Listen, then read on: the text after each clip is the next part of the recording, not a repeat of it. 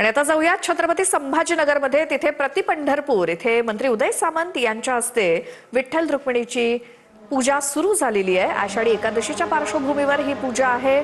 महाअभिषेक देखील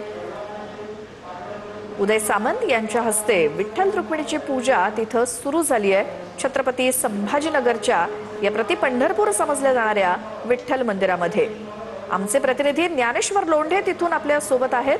ज्ञानेश्वर, इथे काय परंपरा आहे, प्रथा आहे पूजेची आणि एकूणच सर्व कार्यक्रम?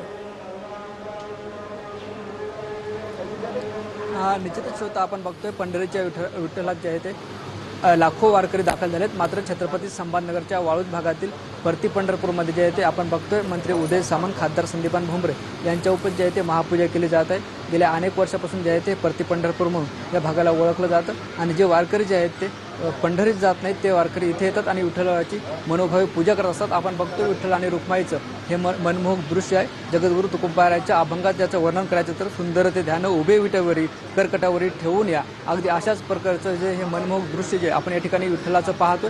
आणि आज दिवसभर जे आहे ते 8 ते 10 लाख भाविक या ठिकाणी दर्शन घेणार आहेत आणि त्या अनुषंगाने जे आहे ते आता मंत्री उदय सामंत, खासदार संदीपान भुमरे, उपमहापौर राजेंद्र जंजाळ यांच्या उपस्थितीत जे आहे ही सगळी पूजा केली जात आहे। या ठिकाणी जे आहे ते प्रशासनाच्या वतीने सुद्धा चोख व्यवस्था करण्यात आली आहे आणि ही सगळी पूजा जी आहे या ठिकाणी पार पडली जाते। अगदी संपूर्ण वातावरण जे आहे ते भक्तिमय आणि चैतन्यात झाल्याचं पाहायला मिळतं। विठ्ठल नामाचा गजर जे आहे ते सगळीकडे आपल्याला ऐकायला मिळतो। त्याचबरोबर जे आज दिवसभरात 150 ते 200 दिंड्या या ठिकाणी दाखल होणार आहेत आणि आता जे या ठिकाणी आपण ही सगळी पूजा उदय सामंत यांच्या हस्ते पाहतो। श्रोता, बिलकुल ज्ञानेश्वर, पुन्हा एकदा तुमच्याकडे येऊ सगळे हे अपडेट घेण्यासाठी, कारण आज महाराष्ट्रातल्या वेगवेगळ्या विठ्ठल रुक्मिणी मंदिरामध्ये महापूजा त्या भागातल्या लोकप्रतिनिधींकडनं किंवा काही दिग्गज मंडळींकडनं केल्या जातात। त्याची ही थेट दृश्य आपण TV9 मराठीच्या माध्यमातून प्रेक्षकांपर्यंत पोहोचवतोय।